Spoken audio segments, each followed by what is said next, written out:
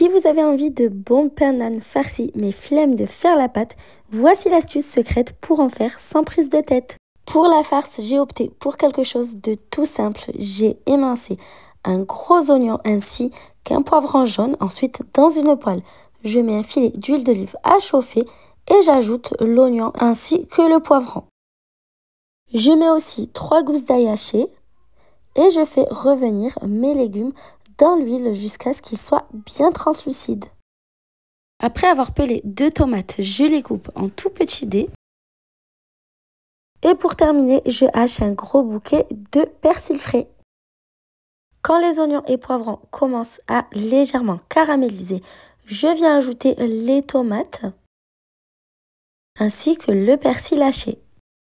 Bien évidemment, ça reste une idée de farce, mais vous pouvez faire quelque chose de tout à fait différent. J'ajoute une cuillère à soupe de concentré de tomate, je remue bien. Je vais ensuite venir assaisonner avec du sel, du poivre, du piment doux et un petit peu de cumin. Je mélange bien le tout. Je laisse cuire pendant une dizaine de minutes et en fin de cuisson, je viens ajouter une boîte de thon de 120 g. Je mets également quelques petites olives vertes coupées en rondelles. Je mélange bien le tout et la farce est prête. On va la laisser bien refroidir.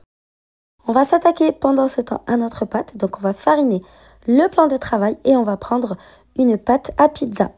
Donc pour vous faciliter la tâche, vous prenez une pâte à pizza toute prête du commerce. Vous allez la séparer en 8 petits pâtons de poids identiques. J'avais formé des petites boules de 55 g chacune. On va ensuite étaler nos petites boules de pâte. Vous ne les étalez pas trop finement pour éviter qu'elles se déchirent. Donc juste assez pour qu'on puisse y mettre la farce. La farce doit bien refroidir pour éviter de déchirer la pâte. Vous en mettez environ 2 cuillères à soupe au centre et vous allez ensuite mettre une petite poignée de fromage râpé, celui de votre choix. Moi, j'ai utilisé de la mozzarella. On va ensuite légèrement tirer sur les bords comme ceci pour refermer la pâte. On va bien presser. Pour bien la souder, il ne faut pas laisser un seul petit trou, sinon pendant la cuisson, tout va sortir. On va ensuite fariner légèrement pour éviter de déchirer la pâte et on va étaler au rouleau encore une fois légèrement sans trop presser. On va ensuite retourner de l'autre côté, on veille encore une fois à bien fariner et on étale doucement.